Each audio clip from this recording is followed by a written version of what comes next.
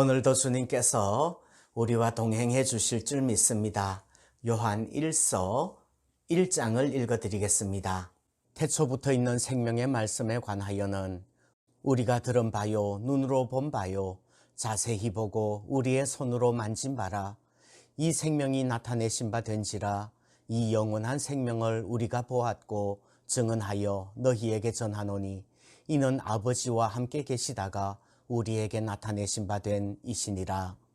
우리가 보고 들은 바를 너희에게도 전함은 너희로 우리와 사귐이 있게 하려 함이니 우리의 사귐은 아버지와 그의 아들 예수 그리스도와 더불어 누림이라. 우리가 이것을 쓰면 우리의 기쁨이 충만하게 하려 함이라. 우리가 그에게서 듣고 너희에게 전하는 소식은 이것이니 곧 하나님은 빛이시라.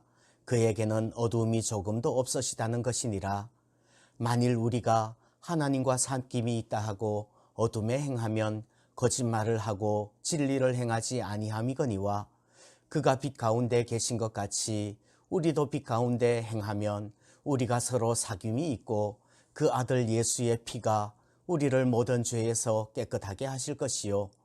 만일 우리가 죄가 없다고 말하면 스스로 속이고 또 진리가 우리 속에 있지 아니할 것이요. 만일 우리가 우리 죄를 자백하면 그는 미쁘시고 의로우사 우리 죄를 사하시며 우리를 모든 불의에서 깨끗하게 하실 것이요. 만일 우리가 범죄하지 아니하였다 하면 하나님을 거짓말하는 이로 만드는 것이니 또한 그의 말씀이 우리 속에 있지 아니하니라. 아멘. 요한 1, 2, 3서는 사도 요한의 편지입니다. 세례 요한 아니고 사도 요한입니다. 12제자 중 가장 오래 살아남았던 사도 요한은 요한복음과 요한 1, 2, 3서 그리고 요한계시록을 기록했습니다.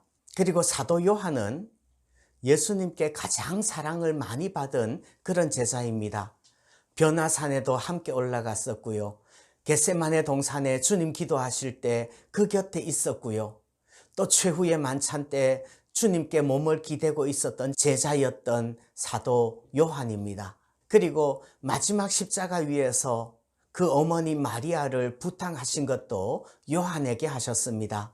사도 요한은 요한복음에서 자기 자신을 지칭할 때 예수께서 사랑하시는 그 제자라고 적었습니다. 오늘 요한 1서의 주제는 사랑, 사귐이라고 할 수 있습니다. 사랑은 사랑받은 사람이 사랑할 줄도 아는 것 같아요. 사랑받아보지 못한 사람은 사랑할 줄도 모르는 거죠. 우리 자녀들이 사랑하며 살기를 원한다면 인정해주고 칭찬해주고 사랑해 주어야 할 줄 믿습니다. 아무튼 오늘 1장을 중심으로 진정한 사귐을 위해서 무엇이 필요한지 묵상해 보겠습니다. 사귐이라는 것은 코이노니아라고 말하지요. 영어로는 펠로십입니다. 이것은 가장 근본적으로는 하나님과의 사귐을 말하는 것입니다.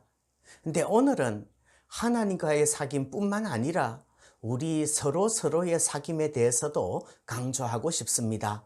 진정한 사귐을 위해서 무엇이 필요할까요? 첫 번째, 진정한 사귐을 위해서는 하나님과의 사귐이 있어야 됩니다.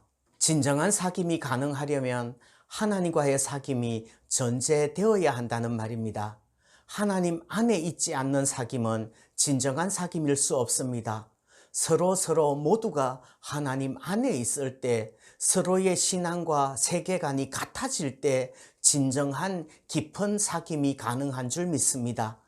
신앙이 다르고 한 하나님을 섬기지 않고 세계관이 다르고 천국을 향한 소망이 다르다면 그런 사귐은 그저 형식적이고 거칠애일 뿐이라는 말입니다. 영원한 천국을 사모하는 사귐이 아니라 이 세상에서 그냥 버텨보는 그런 사귐인 것이지요.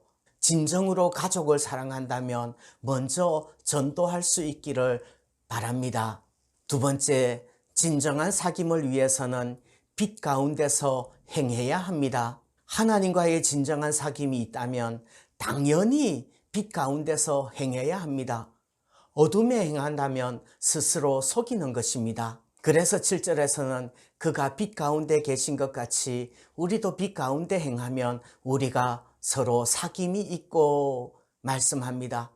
우리가 빛 가운데서 행할 때 서로 온전한 사귐이 가능합니다.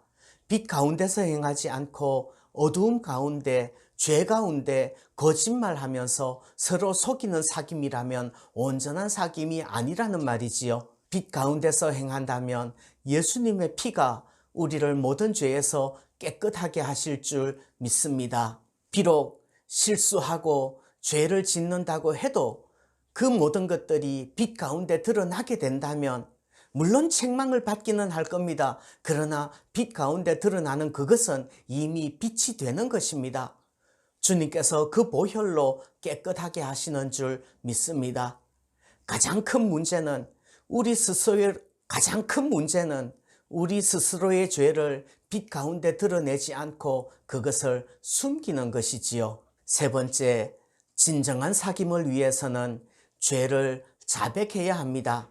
우리가 우리의 죄를 자백하면 주님께서는 우리의 죄를 사하실 것입니다.